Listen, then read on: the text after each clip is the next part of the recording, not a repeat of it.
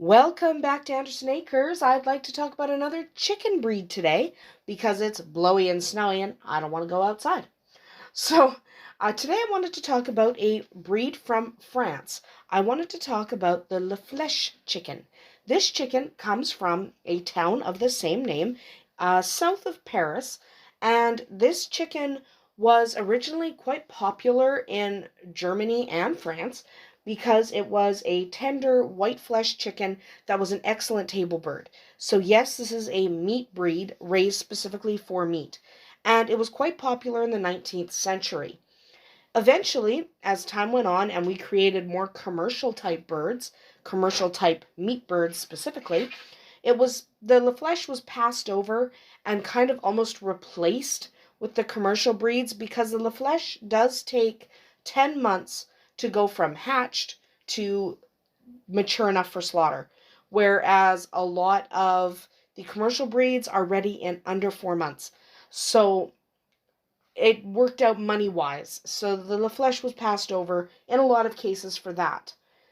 There is a close relation between the Flèche and the Houdin and the Crevecoeur. So these are birds that are all kind of in the same class. So beyond France and Germany, the Flèche was not really super popular. Yes, it was in the UK for a little bit and then quickly went extinct in the UK, and it was introduced into the American Standard of Perfection in 1874, but it never really took off anywhere outside France and Germany. So when its popularity declined in France and Germany, then it declined as well. It never went fully extinct. This breed still exists, but it went through quite a long period of time where there were very, very few breeders. So that's why it's still considered a rare breed today. Now, this bird is kind of unique because its comb has these little spikes at the top, and they kind of resemble devil horns. So it's actually kind of cool. I like the look of this bird. Some people find it off-putting because it looks like devil horns, but I really like it. So they also have a good personality. A lot of the meat birds can be a little standoffish. These ones are not. Okay, they're not super flighty and they're excellent free rangers.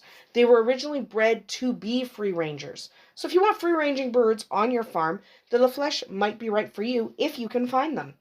They also have white earlobes, at least according to the standard, and they are all black, but they have this glossy kind of an iridescent green sheen when they're in bright sunlight.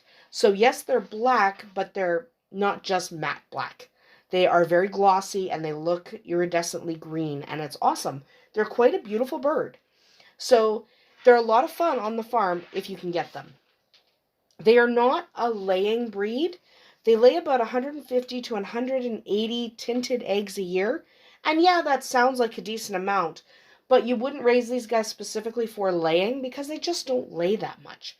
That's why they are a meat bird. That's what they were bred for. They are a heritage breed, though, so you can raise these on your farm and not slaughter them for meat. You can just have them as pets because unlike commercial table birds, commercial meat birds, they're not going to outgrow their legs. Okay, they're fine. So even though they were raised as a meat bird, they do make pretty good pets.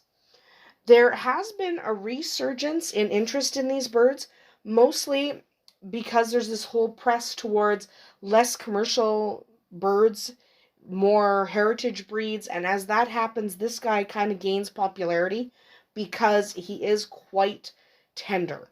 Okay, more popular in Europe because Europe tends towards the white-fleshed breeds, and in North America we tend towards the more yellow-fleshed breeds, but it is still definitely a table bird to consider if you are looking at getting into meat breeds, or even if you're just looking at a pet.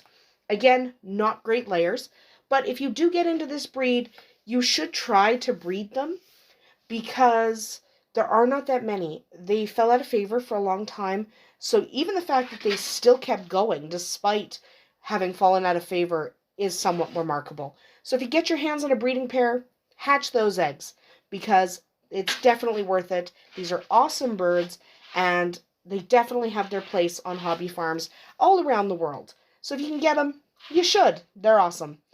That is about it for us here today at Andersen Acres. We'll see you tomorrow.